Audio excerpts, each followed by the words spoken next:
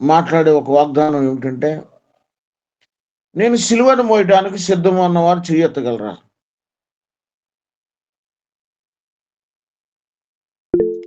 నేను సిలువను thank you brother, thank you, God bless you, God bless you, God bless you. Thank you, thank you, thank you very much, thank you very much. Very good, very good, very good, very good, very good, very good. వీటన్నిటినీ ప్రభు చూచుచున్నవాడుగా ఉన్నాడు. నాకు మాట సంధిస్తా వస్తుంది నా హృదయంలో. Bible చదువుతున్న మనం, లేఖనానికి వెళ్ళే ముందు చిన్న మాట. బైబిల్ చదువుతున్న మనం చదువుతున్న సందర్భాన్ని చూస్తూ చదవాలి అనేది నా భావన. చదువుతున్న సందర్భాన్ని మనం చూస్తూ, ఉదాహరణకు కానాను వివాహాన్ని తీసుకుందాం. అక్కడ ద్రాక్షారసం అయిపోయింది, నీళ్లు, యేసు ప్రభు, శిష్యులు, మరియమ్మ ఉన్నారు. అక్కడ నీళ్లను ద్రాక్షారసంగా మార్చబడిన సందర్భాన్ని మనం చదువుతా ఉన్నాం. కానీ నేనేమంటానంటే, అక్కడ యేసు ప్రభు వారు చెప్పినట్లు శిష్యులు ఆ బాణల్లో నీళ్లు పోయటం మనం చూస్తున్నట్లు, మన కళ్ళ ముందే బాణలో పోయబడిన నీరు రసముగా, ద్రాక్షారసంగా మార్చబడటం మనం చూచినట్లుగా ఉన్న రీతిలో చదవాలి. అలా చదవని రీతిలో ఓ నవల్ చదివినట్లు, నువ్వు ఒక చందమామ కథ చదివినట్టు, నువ్వు ఊసుపోని పిట్ట కథ చదివినట్టుగా ఉంటది అనేది నా భావన. కాదంటారా? చదువుతున్న అధ్యాయాన్ని, చదువుతున్న లేఖన భాగాన్ని మనం చూస్తూ చదవకపోతే, అంటే అనుభవిస్తూ, చిన్న ఎగ్జాంపుల్ నేను మరొకసారి చెప్పడానికి ప్రయత్నం చేస్తా. రాత్రి మా ఇంట వంట ఏం చేయను అని అడిగింతాను. అనుభవించుట నేను చెప్పా, పుదీనా, కొత్తిమీర, టమాటాలు, పచ్చిమిరకాయలు వేసి కాస్త రోటి పచ్చడి చేయమ్మా. తనంది ఆమ్లెట్ వేస్తానంది. కాదు, అప్పడాలు వేయించి నెయ్యి పెట్టు అన్నా. ఈ మాటల్లో ఉన్న మాధుర్యం నేను అప్పటికి తినలా, కానీ నేను అనుభవించానా లేదా? ఈ పదార్థాన్ని నేను అనుభవిస్తున్నానా లేదా? ఆ పదార్థం యొక్క రుచిని నేను ఆస్వాదిస్తున్నానా లేదా? ఆ వంటని నేను తినక్కర్లేదు, ఇంకా హృదయమారా వాటిని నేను అనుభవిస్తూ, ఎంజాయ్ చేస్తూ, ఒకటే చేస్తూ పలికాను. కాబట్టి నా దృష్టిలో, నా అంతరంగంలో, నా వ్యక్తిత్వంలో వాటిని అనుభవించేశా. క్రైస్తవ్యము అనేది ఇలా ఉన్న రోజున ఉజ్జీవపు అగ్ని జ్వాలలు రగల్చబడతాయి. అలా లేని రోజున క్రైస్తవ మత ప్రచారమే జరుగుతుంది. ట్రెడిషన్, సంప్రదాయం, పద్ధతే నడుస్తుంది. Routine work. ఉదయం లేచి తెల్లవారుజామున గూగుల్ మీట్లో పాల్గొని, కొన్ని మాటలు విని, కొన్ని పాటలు పాడి, కొంత వాక్యం చదివి, మళ్ళా ఉదయాన్నే లేచి కాలకృత్యములు తీర్చుకొని, టాబ్లెట్లు వేసుకుని, ఇంకా routine life, no change at all. మార్పు లేని జీవితం అవుతుంది అనేది నా భావన. అలా కాదు, ఇది నాన్న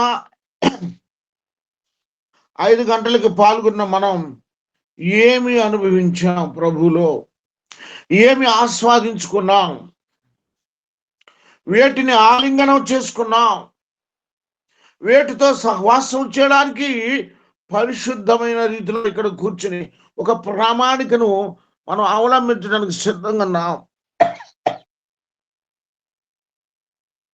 అని ఈ జూమ్ అయిన తర్వాత నీ భార్య, నీ భర్త నిన్ను అడిగితే నువ్వేం చెప్తావు?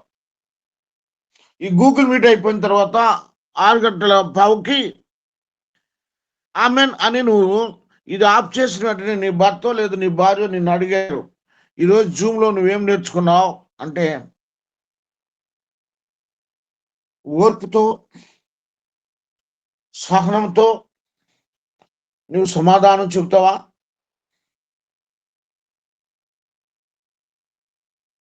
నేను ఇది నేర్చుకున్నానయ్యా నువ్వు చెప్పిన మాట, అమ్మా ఇది నేర్చుకున్నాను తల్లి అని నీ భార్యతో నువ్వు చెప్పిన మాట నీ భార్యకు ఊరటనిస్తుందా? ఊరట గొల్పిస్తుందా? క్రైస్తవ్యంలోనికి రావడానికి చేయూతనిస్తుందా నీ పదం? ఆలోచించుకుందాం. అంటే నీ జీవితంలో తనతో నీకు మమేకమయ్యే విధానం లేదు అంటే నువ్వు ముందుగా దేవునితో సమాధానం లేదు. నీకు దేవునితో సమాధానం ఉన్నట్లయితే నీ కుటుంబ వ్యవస్థతో నువ్వు మాట్లాడే రీతి ఆనందానికి, సంతోషానికి, సమాధానానికి ప్రోత్సాహకారిగా ఉంటుంది. అలా ఉండాలి అంటే మనం ఏం చేద్దాం? దయచేసి పాస్టమ్ గారు బైబిల్ గ్రంథాన్ని త్వరగా నా కొరకు చదివి సహాయం చేయాలి. మత్తయి సువార్త 5వ అధ్యాయం 9వ వచనం ప్లీజ్. మరొకరు ఎఫెసీయులకు రాసిన పత్రిక 3వ అధ్యాయం 16వ వచనం కూడా తీసి ఉంచండి. మత్తయి సువార్త 5వ అధ్యాయం 9వ వచనం చదవగలరు? సమాధాన పరచువారు ధన్యులు, వారు దేవుని కుమారులు అనబడదురు. చాలు. ప్రియ తండ్రి, ఉదయం నాన్న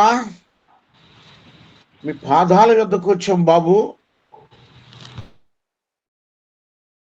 దిక్కు లేదు, దిశ లేదు, గురి లేదు, గమ్యం మెరగక మ్యాడ్ మ్యాన్ లా తిరుగుతున్న మా జీవిత యాత్రలో ఈ జనజీవన స్రవంతిలో ప్రయాణికులను పోలి పతనాన్ని వెతుక్కుంటూ వెళ్తున్న సందర్భాల్లో నేనున్నానని చెప్పి నా చెయ్యి పట్టి నా దారి మళ్ళించి నీకును నాకును ఏర్పడిన అగాధాన్ని పూడ్చట కొరకు సమాధానాన్ని ఇచ్చి నీ కుమారుడుగా చేర్చుకోవడానికి అలనాడు ఆ మ్రాను మీద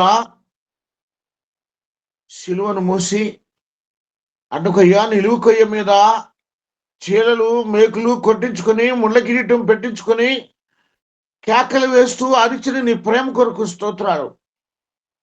ఉదయాన నీ దగ్గరకు వచ్చాం బాబు.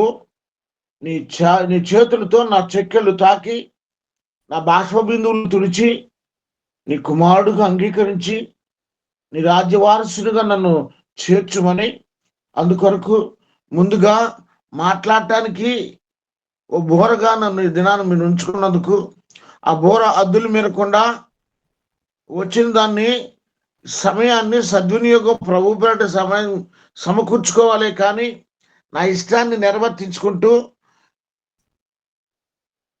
అతిశయించక నా మాటల టాక్టిక్స్ను స్వరాన్ని గంభీరంగా పెట్టి ప్రజల్ని మోసం చేయడానికి వేషధారణై నేనుండక క్రీస్తులో జీవించడానికి సహాయం చేయమని యేసు ప్రభు పేట ప్రార్థించి వేడుకుంటున్నాం తండ్రి. ఆమేన్. ఆమేన్. Praise God. దేవునికి మహిమ కలుగును గాక. దేవుని పిల్లలారా, ఇక్కడ మనకు కావాల్సింది ఏంటంటే సమాధానపరచువారు ధన్యులు. దేనికి ఇందాక మనం చెప్పుకున్నాం, భార్య భర్తకు భార్యకు మధ్య ఉన్నటువంటి చిన్న గ్యాప్. తను నిన్ను అడిగింది అంటే, లేదా తను నిన్ను అడిగాడు అంటే మ్యూచువల్ అండర్స్టాండింగ్స్ లేవు కాబట్టే తను రాలా నువ్వు వచ్చావు. లేకపోతే ఇద్దరు భార్యాభర్తలు ఇద్దరు ముసుకేసుకుని బైబిల్ దగ్గర పెట్టుకుని కూర్చుంటారు. అలా కూర్చోనంత మాత్రాన సమాధానం లేదని కాదు, కానీ మీ హృదయాలకు తెలుసు ఆ విషయం.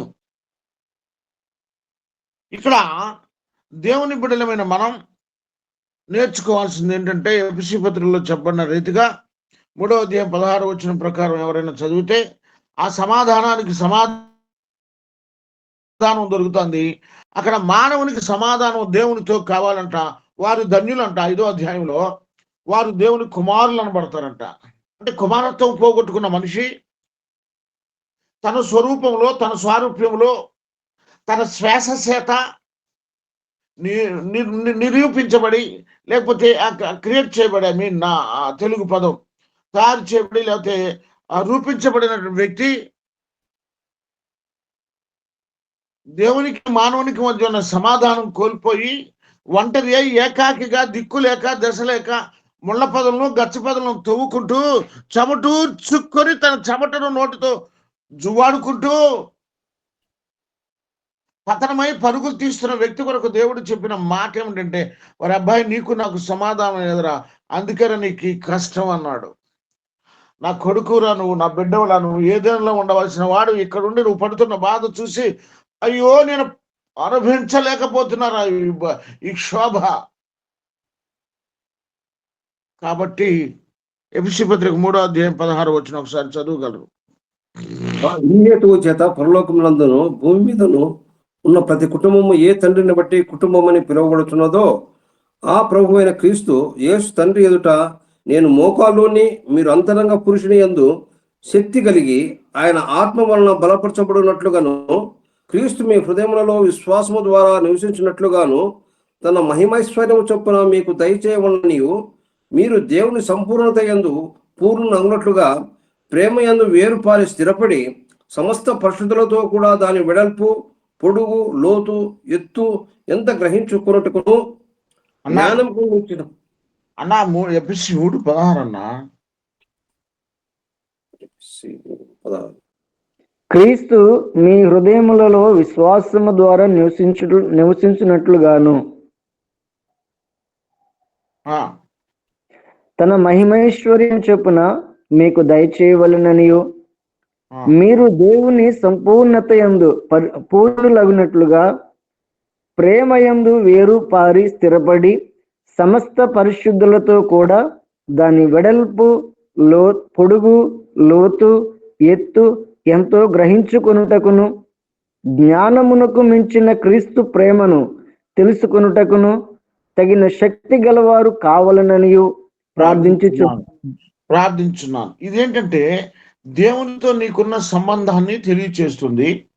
పొడవు, ఎత్తు, లోతుల యొక్క విధానాన్ని అన్ని ఎరగాలంటే నువ్వేం చేయాలి? మనం ఏం చేయబద్దులమై ఉన్నాం.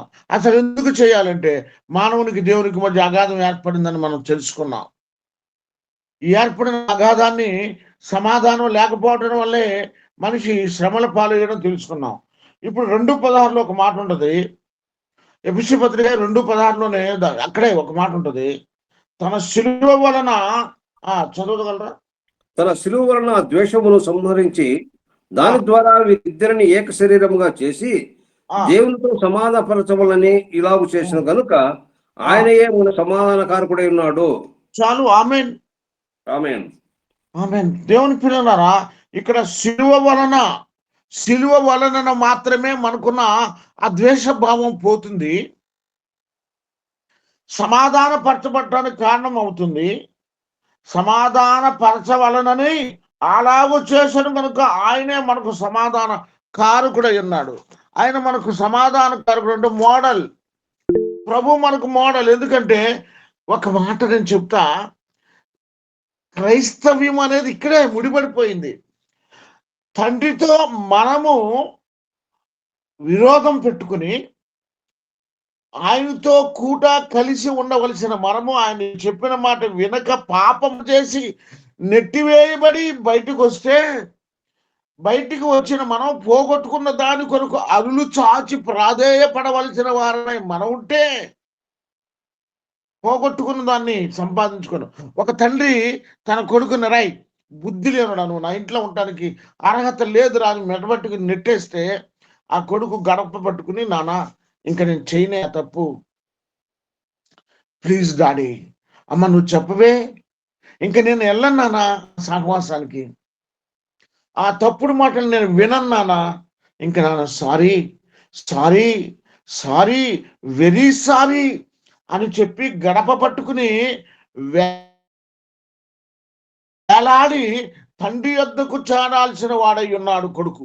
కానీ ఇక్కడ అది జరగలా.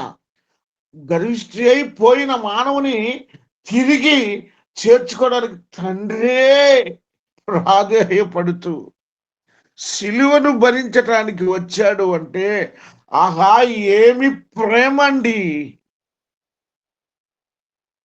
వర్ణనాతీతమైన ప్రేమ, ఊహింపనశక్యమైన ప్రేమ, కొలతలు లేని ప్రేమ, తన ప్రాణము పెట్టునంతగా చూపిన ప్రేమ. ఆ ప్రేమ ఎలాంటి ప్రేమ అంటే సిలువను మోయడానికి పూనుకున్న ప్రేమ. దేవుని బిడ్డలారా, ఇక్కడ సమాధాన పడటం అంటే సామాన్యమైన విషయం కాదు.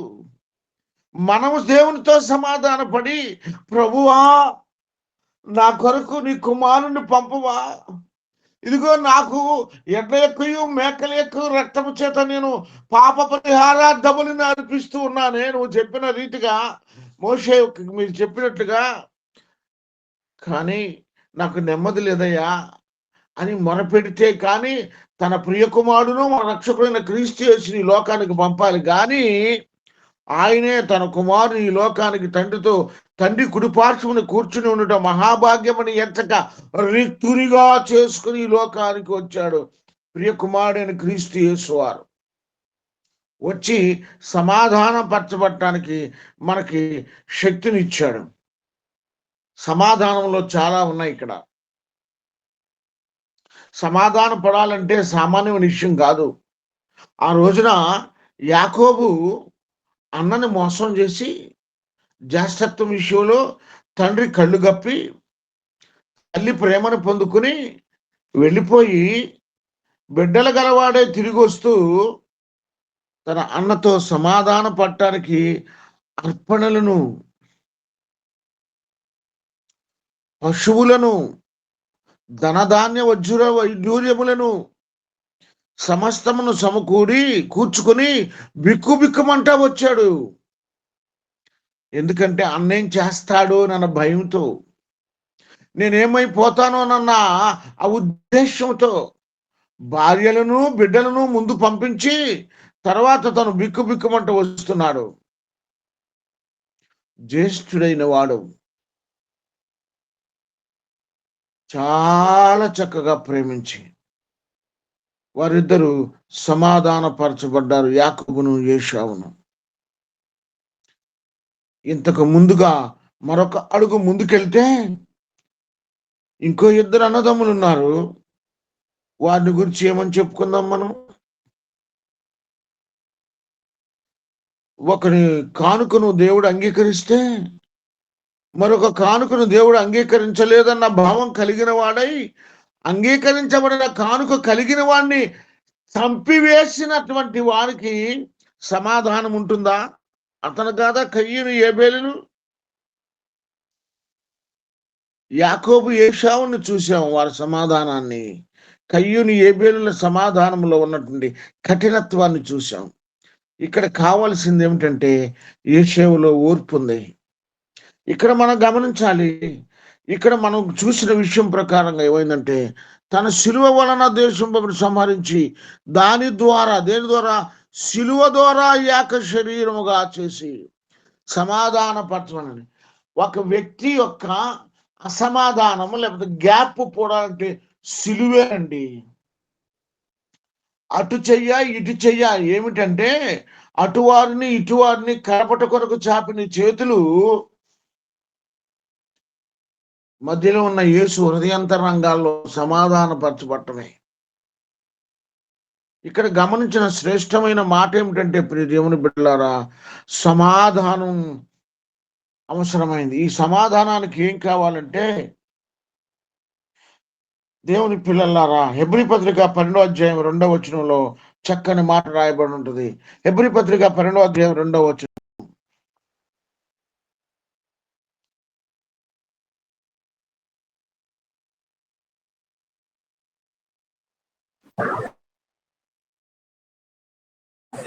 ఇంత గొప్ప సమూహము ఈ మేఘమూల్యం మనల్ని ఆవరించి ఉన్నందున మనము కూడా ప్రతి భారమును సులువుగా చిక్కులు పెట్టు పాపమును విడిచిపెట్టి విశ్వాసమునకు కర్తయు దాన్ని కొనసాగించబడనైన యేసు వైపు చూస్తూ మన ఎదుట ఉంచబడిన పందెములో ఓపికతో పరిగెత్తదము.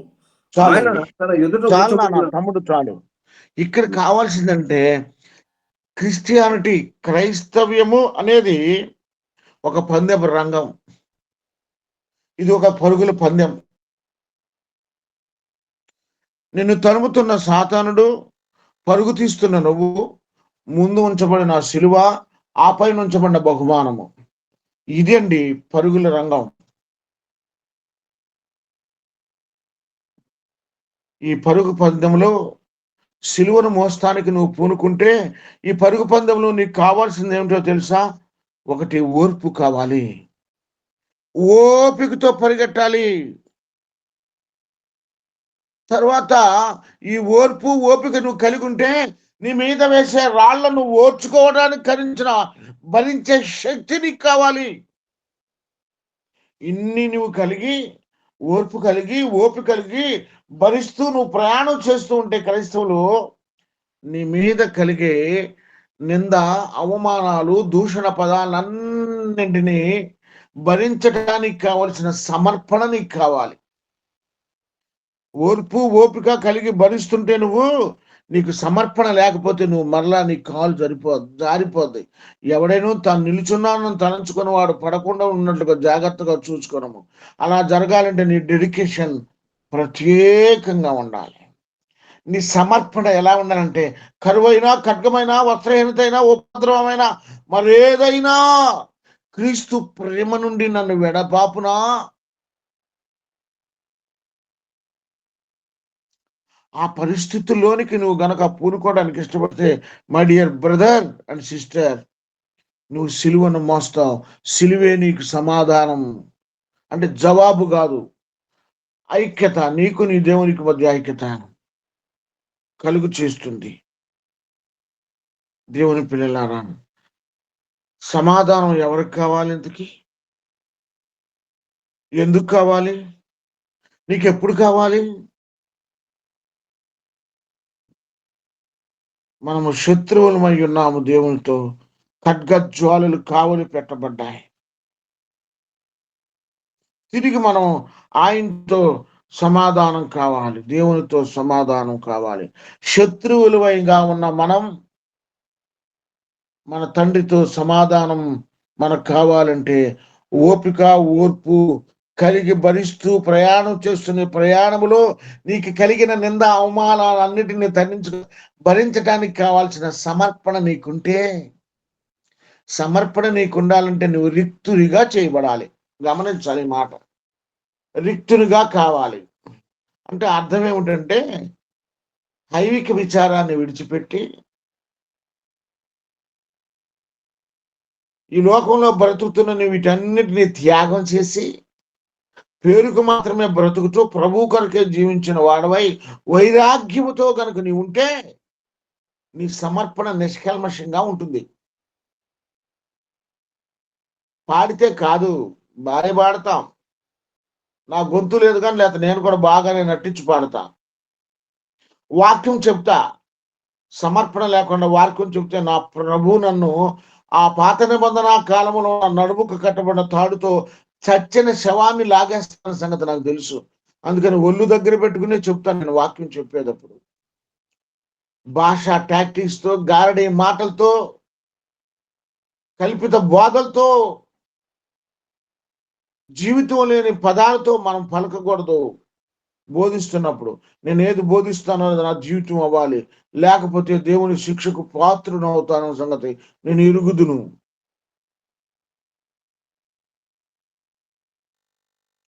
ఎవరికి కావాలి సమాధానం? శత్రువులు మనకు సమాధానం కావాలి. ఎందుకు కావాలి?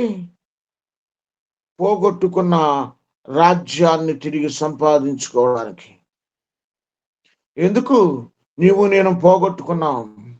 పరలోకం ఉండాల్సిన మనం శాపభరితమైన బలురక్కసి చెట్లతో నింపబడిన ఈ భూమి మీద ప్రయాణం చేస్తూ ఏ ప్రయాసలు పడుతూ బాలును అల్లి కంటున్న తల్లి ప్రసవేదంలోంచి పుట్టిన మనం, మన చెమట ఓర్చుకుంటూ బ్రతుకుతున్న మన జీవితానికి శాంతి కావాలి, పరమును చారాలి అని అంటుకొరకు సిలువ కావాలి.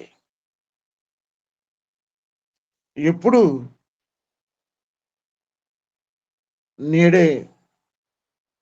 నేడే దేవుని పిల్లలారా, మనం ఇవి అన్నీ కలిపి జరిపించాలంటే, వీటన్నిటినీ కలిగి ఉండాలంటే మరలా మనం సిలువ యొద్దకు రావాలి. ఆయన అంటాడు, సిలువే నా శరణాయనురా, పలువిధ పదములనసి ఫలితమేమి కానలేక సిలువ ఎదుట నిలిచినాడనురా, సిలువే నా శరణాయనురా. సిలువను చూచూ కొలది శిల సమానమైన మనసు నలిగి కలిగి నీ ఎదుట నీరైపోవునురా ప్రభువా, సిలువే నా శరణాయనురా. సిలువ లేనిదే నీ జీవితం లేదు. ఎవడైనా మనోళ్ళ వాగ్దానాలు తీసుకుంటారు, మీదటి నీ సంపద ఆశీర్వదించబడుద్ది, నీ శ్రమలు పోతాయి, మరి అన్ని దీవెనకరమైన వాగ్దానాలే.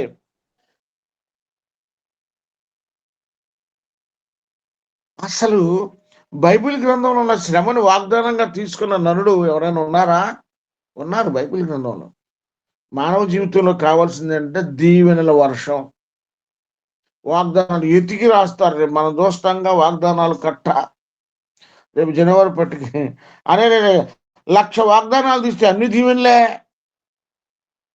మీకు సంగతి చెప్పిన నిజమైన దీవెన, నిజమైన ఆశీర్వచనం సిలువలో ఉంది. నిజమైన దీవెన, నిజమైన ఆశీర్వచనం సిలువలో ఉంది. దేవుని పిల్లలారా, మనం మనుషుని పోలికగా పుట్టిన వారం కాబట్టి మనం రిక్తునిగా చేయబడపోతే మన జీవితాల్లో మనం డెడికేషన్ మనకు ఉండదు. ఫిలిప్పీయులకు రాసిన పత్రిక 2వ అధ్యాయం 7వ వచనంలో ఇందుని గురించి చక్కని మాట రాయబడి ఉంటుంది. చూడండి, ఫిలిప్పీయులకు రాసిన పత్రిక 2వ అధ్యాయం 7వ వచనం.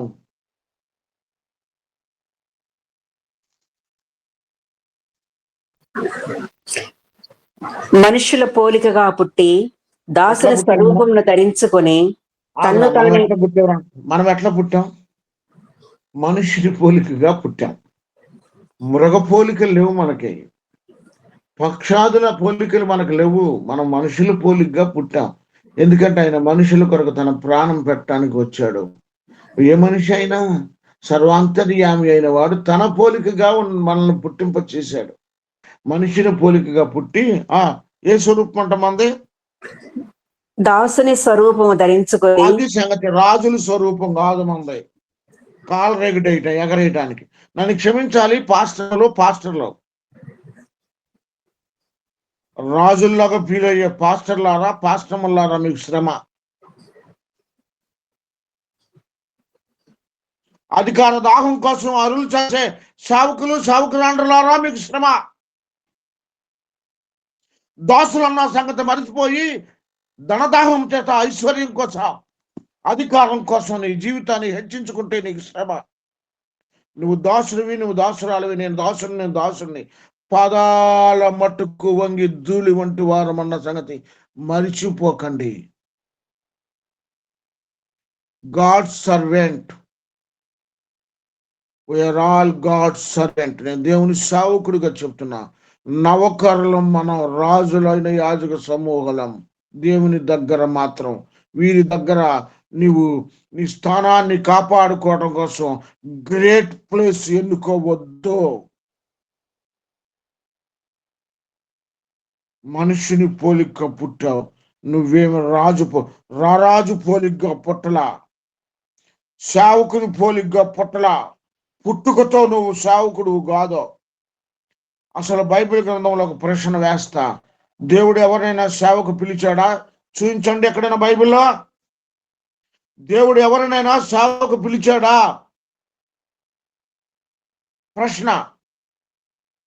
9848574832 నా ఫోన్ నెంబర్. ఫీడ్ చేసుకుని నాకు చెప్పండి. 9848574832 నా ఫోన్ నెంబర్. బైబిల్ గ్రంథం మొత్తంలో దేవుడు ఎవరైనా సేవకు పిలిచాడా? నో, పిలవలేదు.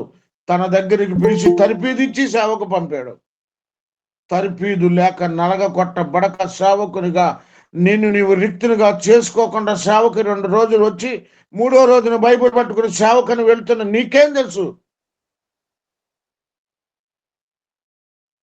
సర్వెంట్ అంటే మీనింగ్ పాలేరు, నవకరో, దాసుడు. ఆయనే దాసుని స్వరూపం ధరిస్తే నువ్వు మాత్రం బిషప్ అంట. 22 అంటావు, 62 అంటావు. పెద్ద పేరు నీకు కావాలి. చదువు తల్లి. 2:7 మనుషుని పోలికగా పుట్టి దాసుని స్వరూపం ధరించి తన్ను తానే రిక్తునిగా చేసుకొనెను. తన్ను తాను రిక్తునిగా. ప్రభువా, నీవైతే రిక్తునిగా చేసుకుంటూ నేనైతే హెచ్చించబడుతున్నాను ప్రభు. ఆకాశమును భూమిని సృష్టించి అందరి సమస్తమును నిర్మించిన నా దేవుడేమో రిక్తునిగా ఉంటే నేనైతే గొప్పగా ఉండాలని కోరుకోవటం. దేవా, నేను చేసిన తప్పిదమని నేను దేవా ఈ మీటి సందర్భంగా నేను మీ సన్నిధిలో ప్రాధాయపడుతున్నాను యేసయ్యా. దేవుని పిల్లలారా, ఆయన కోరేది ఒకటే, రిక్తులుగా చేసుకోండి. ఆయనే రిక్తుడిగా వచ్చాడమ్మా. దిక్కులేనోడుగా పుట్టాడు. ఎక్కడ పుట్టాడు ఏమో, పశువుల పాకలో పుట్టాడన్న బైబిల్లో ఎక్కడైనా రాసిందా? సత్రములో స్థలము లేనందున పశువుల పాకలో పడుకోబెట్టాడు అంతే. ఎక్కడ పుట్టాడు? హిజ్ భక్తి ఈజ్ అన్నోన్. ఆకాశ పక్షులకు గూళ్ళుండను, నక్కలకు బరి ఉండను, మనిషి కుమారుడు తలదాచుకుని పుడతానికి లేదు, చస్తే పాతి పెడతానికి లేదు ఆయనకి. ఆయన రిక్తునిగా వస్తే నీకు భవంతులు కావాలి, బిల్డింగులు కావాలి, సంపద కావాలి, ఆస్తి కావాలి, ఐశ్వర్యం కావాలి, నీ పిల్లలు కావాలి, చిట్టీలు నీయే, మ్యూచువల్ ఫండ్స్ నీయే, బ్యాంక్ అకౌంట్స్ లో దాచుకునే డబ్బు నీదే. జాగ్రత్త. ఏ ధనము దాచుకోలేదు ఆయన. ఆయన నమ్మిన నువ్వు కూడా ఆయన్ని దాచుకుంటే చాలు నీ హృదయంలో. చదువు తల్లి. మరియు ఆయన ఆకారమందు మనుష్యుడుగా కనబడి మరణము పొందినంతగా, అనగా శిలువ మరణము పొందినంతగా విధేయత చూపిన వాడై. చాలండి, మరణం పొందినంతకంట. ఏం మరణం? మనోళ్ళు అంటారు, గమనించండి, మనోళ్ళు అంటారు, అయ్యా భలే చచ్చిపోయాడండి, ఆయన పడుకుని హార్ట్ అటాక్ వచ్చింది చచ్చిపోయాడు, భలే చచ్చిపోయాడు అంటాడు. ఈనాటి చచ్చిపోలా, శిలువ మరణం పొందినంతగా. బైబిల్లో అయితే నన్ను క్షమించాలి, హార్ట్ అటాక్ వచ్చి చచ్చిపోతామని ఏమో నాకు తెలియదు, కానీ దుర్మార్గుడు హఠాత్తుగా మరణించినట్టు రాసింది బైబిల్లో. ఎవడైనా సద్భక్తితో బ్రతకను ఉద్దేశించిన హింసనందవలని రాసింది బైబిల్లో. హఠాత్తుగా మరణిస్తాడంట దుర్మార్గుడు. 73వ కీర్తనలో కూడా రాసిందండి మరి బైబిల్లో. ఏమనుందంటే, మరణమందు వారికి యాతన లేవు, ఎవరికి భక్తిహీనులకంట.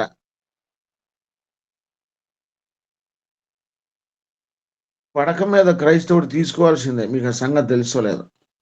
చేసిన పాపానికి క్షమాపణ దొరికిందా అని శరీరంతో చేసిన దానికి శరీర శిక్ష అనుభవించాలి, లేకపోతే అక్కడ ఉంటుంది శిక్ష. కాల్చబడి, పొడవబడి, ఏడవబడి మరులు కలపబడతావు. నేను ముగిస్తాను, నా సమయం ఇంక 10 నిమిషాలు ఉంది. మనుషుని పోలికగా ఉట్టి దాసుని స్వరూపం ధరించి శిలువ మరణము పొందినంతగా. మరణం పొందుట కాదండి, మరణం పొందుట కాదు, శిలువ మరణం పొందినంతగా. రాత్రి 1:30కి నేనును పాల్ రాజు గారు అని మధుర నుంచి ఒక సేవకుడు రామకృష్ణ అనే ఒక వ్యక్తితో మేము మాట్లాడాం. ఏ మరణం గురించి అంటే, అతను ఉర్రేసుకు చచ్చిపోతానని నాకు చెప్పాడు కొన్ని గంటలకి. నేను సాయంత్రం, చనిపోవద్దు, మేము మాట్లాడతాం, తర్వాత చనిపోదు, కానీ ఉర్రేసుకునేందుకు ఇదంతా మళ్ళా అదంతా ఎందుకు, ఏదన్నా డ్రింక్ తెచ్చుకుని దాంట్లో విషయం కలిపి చచ్చిపోదు కానీ, సుఖంగా చచ్చిపోదు కానీ ఒకటి, ప్రభు గురించి విను. అతను ప్రభు నమ్మిన బిడ్డే, ప్రభు కోసం జీవించిన వ్యక్తి, కానీ సిలువకు తను అప్పగించుకోక, సిలువ తన ముందుకు వచ్చింది, సిలువను భరించలేక చనిపోతాను అంటున్నాడు. దావీదు అంటాడు, శ్రమ కలుగుట నాకు మేలు ఆయన, శ్రమ కలగక ముందు నేను ధర్మశాస్త్రమును ఎరుగకుంటుని అంటాడు. శ్రమ కలగటం మేలే. దేవుని పిల్లలారా, ఇక్కడ మనకు కావాల్సింది రిక్తునిగా చేసుకోవాలి. ఎలా రిక్తునిగా నువ్వు అవ్వాలంటే ఏం చేస్తాం? మత్తయి సువార్త 16:24 మీరు ఇందాక చదివారు, చదవండి ఒకసారి. మత్తయి సువార్త 16:24 ముగిచ్చేసుకుందాం.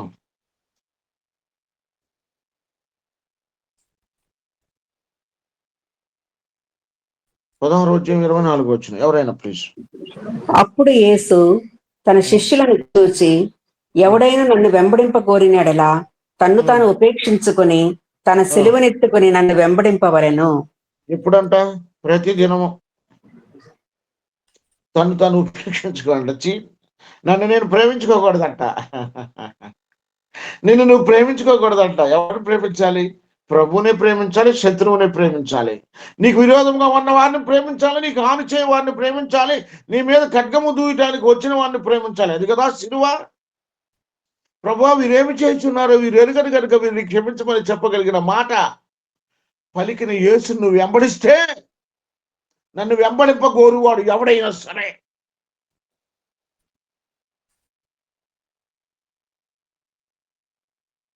నువ్వు లేకుండా నేను ఉండాలేనయ్యా.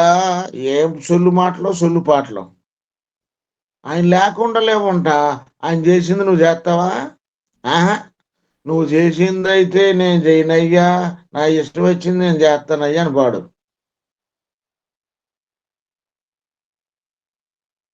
ఇక్కడ అంటాడు, మనిషిని పోలిక పుట్టడం కాదు, రిక్తినిగా చేసుకోవాలి. ఎలా రిక్తినిగా చేసుకోవాలంటే అసలు నిన్ను నువ్వే ప్రేమించుకోకూడదు, నిన్ను నువ్వు ద్వేషించుకోవాలి.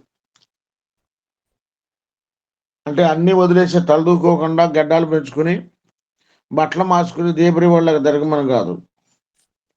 నీ ఆశలన్నిటినీ అడి ఆశలు చేసుకుని లోకానుసారమైన విషయాల్లో ప్రభు వైపు మాత్రమే చూస్తూ ఓపికతో పందెరంగంలో పరుగు తీస్తూ నీ సమర్పణని జ్ఞాపకం చేసుకుని ముందు కొనసాగుతూ ప్రతి దినము సిలువను మోస్తూ, శ్రమ అయిపోయింది అనటానికి కుదరదు. శ్రమ వెంబడి శ్రమ అలల వలె కరుడు అని వస్తున్న శ్రమానుభవాల్లో నువ్వు ప్రయాణం చేస్తుంటే సహానుభవం కలిగిన క్రీస్తు నీకు తోడయ్యుండును గాక. ఆమేన్.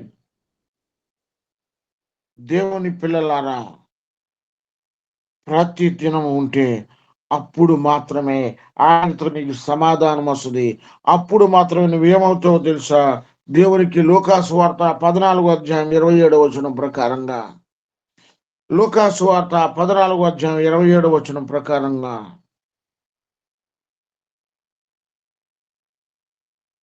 ప్లీజ్. మరియు ఎవడైనా తన సిలువను మోసుకుని నన్ను వెంబడింపని ఎడల వాడు నా శిష్యుడు కానేరడు. Are you disciple? నువ్వు దేవుని శిష్యురాలువేనా తల్లి, తండ్రి? నువ్వు దేవుని శిష్యుడివేనా? I'm the disciple of the Jesus. నేను దేవుని సేవకునేనా, దేవుని శిష్యునేనా, దేవుని పాలేరునేనా, దేవుని భక్తునేనా? అయితే మోయి సిలువని. సమాధానపడు నీ అత్తతో, సమాధానపడు నీ భర్తతో, సమాధానపడు నీ తోడి కోడలతో, సమాధానపడు నీ సహోదరుడితో. ఆస్తి కోసం విరోధంగా ఉన్నామేమో, నీకు హక్కు లేదు అని పంపిస్తే నీ అన్న నాకు కూడా ఉందరా అన్నదమ్ముల వాటాలో ఆస్తి అని పోరాడుతున్నామేమో, వెళ్ళి కాళ్ళు పట్టుకుని క్షమాపణ అడుగు. లేకపోతే నీకు దేవునితో సమాధానం లేదు. బల్లలో చెయ్యి వేసే హక్కు నీకు లేదు. పాపిష్టి చెయ్యి నీది. కుష్టి వ్యాధి కంటే భయంకరమైన హస్తం నీది.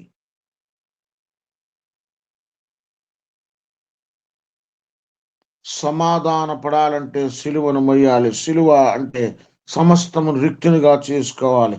ఎలాంటి రిక్తునిగా చేసుకోవాలంటే నిన్ను నువ్వు ఉపేక్షించుకోవాలి. నువ్వు తప్పు చేయకపోయినా ఎదట వారు నీకు విరోధంగా చేస్తే నువ్వు వెళ్ళి వాళ్ళకి క్షమాపణ అడగాలి. How it is possible? సాధ్యమేనా? అది సాధ్యం కాకపోతే నువ్వు క్రైస్తవురాలు కాదు, వేషధారివి.